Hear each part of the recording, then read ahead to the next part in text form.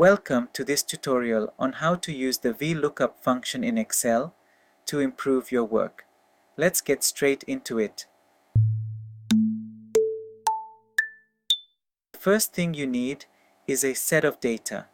In this case, I have employee data on the first sheet, including their staff ID, first and last names, and on the second sheet, I have the employees' staff IDs and their salaries. In this case, I will start by formatting my data. I like putting my data into a table format, so I will navigate to the first sheet, then select the data that I need to be in the table format. Head over to the menu, choose Insert, select Table, and now the data is in table format. I will do the same for the second sheet. First, select the data you want to insert in the table format, then head over to the menu, choose Insert, and click on Table. Now both sheets are formatted in table format.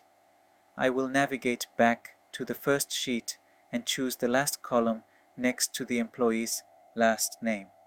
Start the VLOOKUP function by typing the equals sign and VLOOKUP. Once VLOOKUP has been selected, choose the lookup value, in my case, the staff ID. Next, select the comma and select the table array where your salary data is located.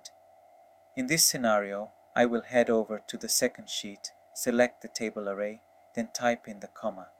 Next, I will select the column index number from your selection. This is counted from left to right. In my case, this is column index number 2. Then, choose false for the exact match. This means that if the value is not true, then give me not available. There you have it. The salary data is now populated against employee data.